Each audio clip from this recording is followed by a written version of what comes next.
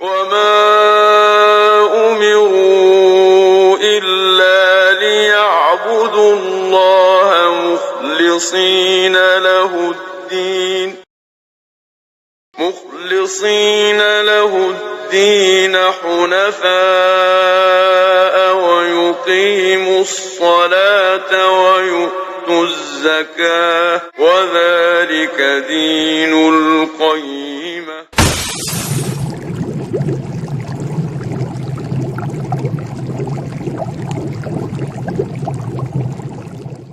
السلام عليكم ورحمة الله وبركاته.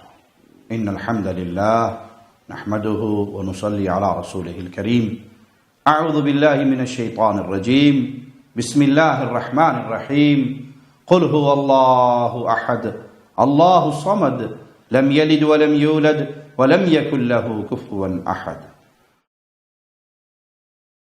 عملوں کا دار و مدار نیت پر ہے.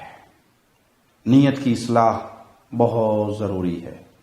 نیت خالص ہو تو چھوٹے چھوٹے عمل انسان کو اللہ کی جنت میں پہنچا دیتے ہیں، اور نیت خالص نہ ہو تو بڑے بڑے اعمال بھی برباد ہو جاتے ہیں، ریت کے ذرات بنا دیے جاتے ہیں.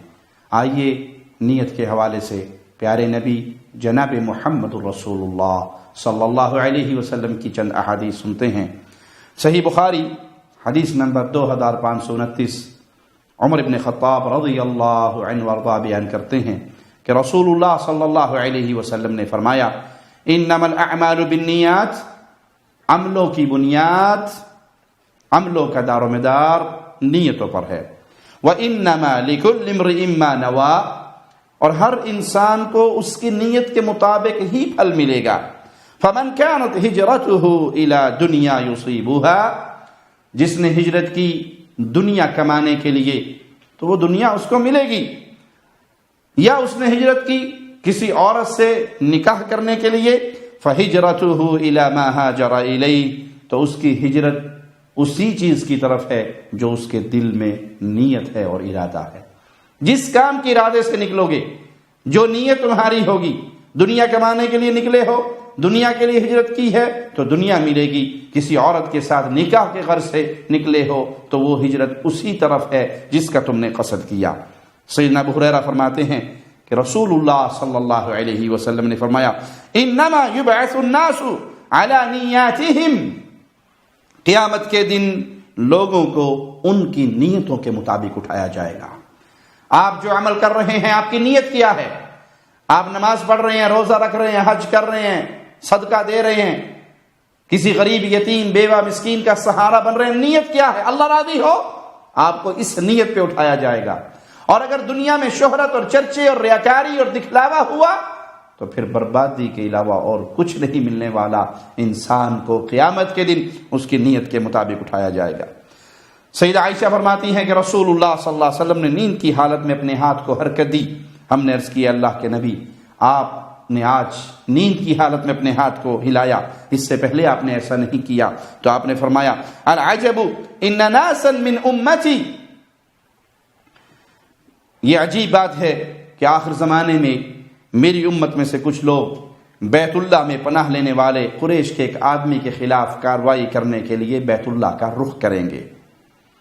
حتی اذا كانوا بالبیداء خسف بهم، جب وہ ایک چٹیل میدان کی میں پہنچیں گے تو زمین پھاڑ کے ان سب کو زمین نگل لے گی.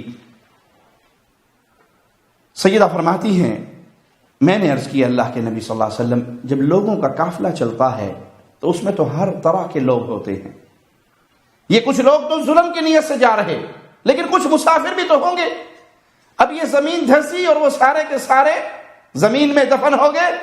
آپ نے فرمایا نعم فیہم المستبصر والمجبور وابن السبیل، ہاں ان میں سے کوئی اپنی مہم سے آگاہ ہوگا، کوئی مجبور اور مسافر ہوگا، یعنی کوئی کسی نیت سے جا رہا ہے، کوئی کسی نیت سے جا رہا ہے.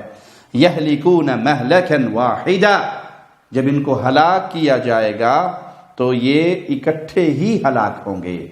جب اللہ کی طرف سے عذاب آئے گا، پکڑ آئے گی، زمین پھٹے گی تو یہ سارے کے سارے اس میں مارے جائیں گے اور دھسا دیے جائیں گے. لیکن وَيَسْتُرُونَ مَصَادِرَ شَتَّى يَبْعَثُهُمُ اللَّهُ عَلَى نِيَّاتِهِمْ، مریں گے تو اکٹھے، ہلاک تو اکٹھے ہوں گے، لیکن جب قیامت کا دن ہوگا، جب ان کو اٹھایا جائے گا تو اللہ ان کو ان کی نیتوں کے مطابق اٹھائے گا۔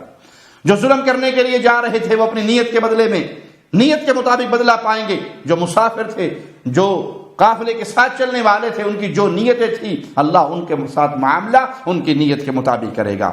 لیکن ظالموں کے ساتھ چلنے والوں پر جب عذاب آئے گا تو اس وقت وہ سب کے سب ہلاک کر دیے جائیں گے۔ ابو ہریرہ رضی اللہ عنہ وارضاہ فرماتے ہیں کہ رسول اللہ صلی اللہ علیہ وسلم نے فرمایا، اور یہ حدیث صحیح مسلم میں 2564 نمبر، ان اللہ لا ينظر الى صورکم واموالکم ولكن ينظر الى قلوبکم واعمالکم، بے شک اللہ تعالیٰ تمہاری صورت نہیں دیکھتا، تمہاری شکلوں کو نہیں دیکھتا، اور تمہارے اموال کی طرف بھی نہیں دیکھتا، بلکہ وہ تمہارے دلوں اور اعمال کی طرف دیکھتا ہے۔ اس دل میں اللہ کی رضا ہے یا لوگوں کا دکھلاوا ہے؟ یہ عمل جو کر رہا ہے اس کا مقصد کیا ہے؟ لوگوں کو دکھانے کے لیے یا اللہ کو راضی کرنے کے لیے؟ جو نیت ہوتی ہے، جو دل کی کیفیت ہوتی ہے، کسی اور پر تو آپ ظاہراً کوئی اور اثر ڈال سکتے ہیں، لیکن آپ کے دل کا حال آپ کے اللہ کے سامنے واضح ہے۔ لہذا اپنے دلوں کی اصلاح کیجئے، اپنی ارادوں کی اصلاح کیجئے، اپنی نیتوں کی اصلاح کیجئے۔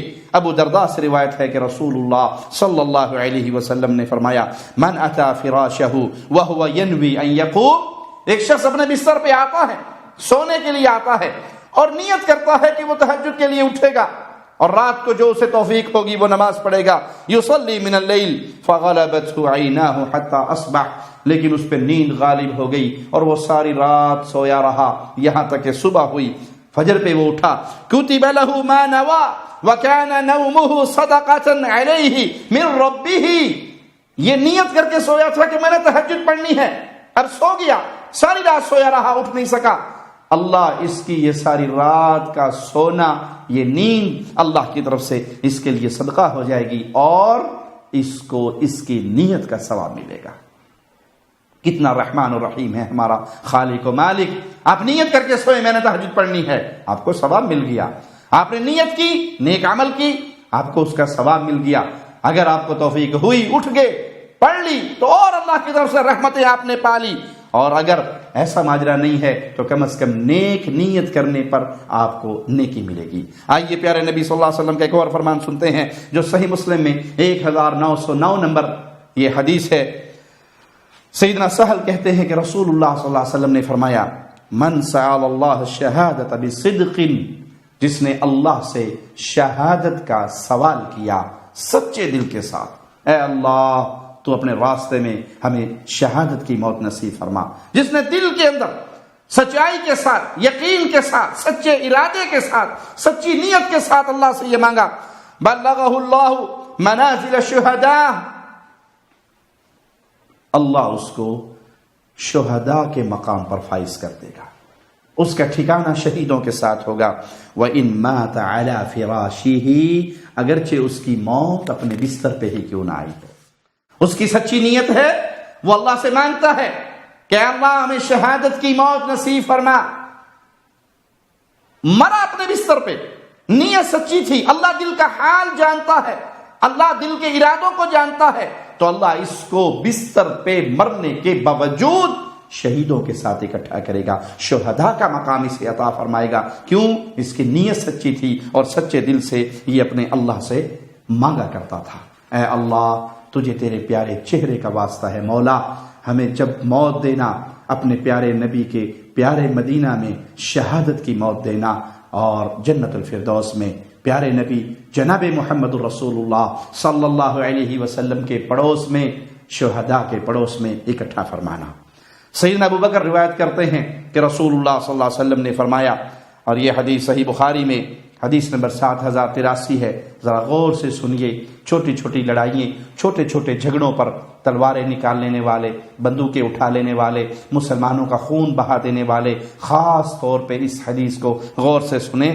فرمایا اذا تواجه المسلمان بسيفيهما فالقاتل والمقتول في النار، جب دو مسلمان اپنی تلواریں لے کر ایک دوسرے کے مقابلے پر اٹھ کھڑے ہوں، تلواریں سونت لیں، لڑائی شروع کر دیں، تو آپ نے فرمایا جب وہ آمنے سامنے آ گئے اب قاتل بھی جہنم میں جائے گا اور مقتول بھی جہنم میں جائے گا۔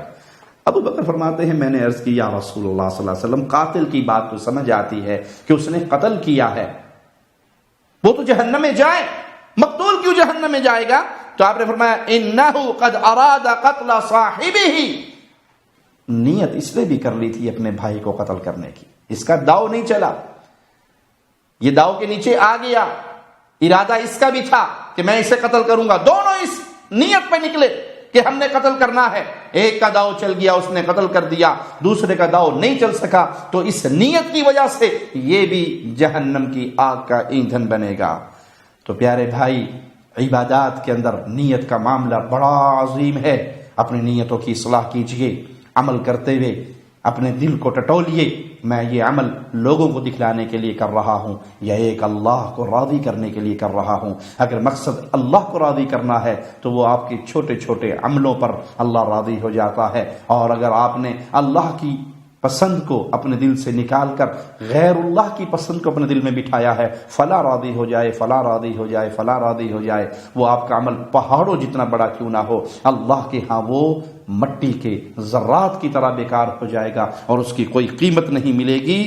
اس لیے اپنی نیت کی اصلاح کریں، جب بھی عمل کریں اس دل کو ٹٹولے، اللہ سے دعا مانگے، اے اللہ میرے دل کی اصلاح فرما، اے اللہ میری نیت کی اصلاح فرما، اے اللہ میرا یہ عمل خالص اپنے لیے بنا لے، یہ دعا کر کے پھر نیکی کا کام کرے۔ اللہ سے دعا ہے اللہ ہمیں زندہ رکھے تو ایمان پہ رکھے، اللہ ہمیں موت دے تو اس حال میں دے کہ اللہ ہم سے راضی ہو، ہم اپنے اللہ سے راضی ہوں، ہمارے دل خالص ایک اللہ کو راضی کرنے کے لیے نیت کر کے نیکی کے کام کریں، اس میں لوگوں کا دکھلاوا اور لوگوں کی پسند ناپسند کو شامل نہ کریں، بلکہ خالصتاً خالص اس اللہ کو راضی کرنے کے لیے جو ہمارا خالق و مالک ہے، جس سے محبت کرتے ہوئے سب سے بڑھ کر کی جائے گی، اس سے بڑھ کر اور محبت کسی اور سے نہیں ہو سکتی۔ اے اللہ ہمارے دلوں کی اصلاح فرما دے، ہماری نیتوں کی اصلاح فرما دے، ہمارے نیک عمل وہ خالص تیرے لیے ہوں، اور اللہ اس میں کسی اور کا کوئی حصہ ایک رائی کے دانے کے برابر نہ ہو۔ اقول قولی ھذا واستغفر اللہ لی ولکم ولسائر المسلمین۔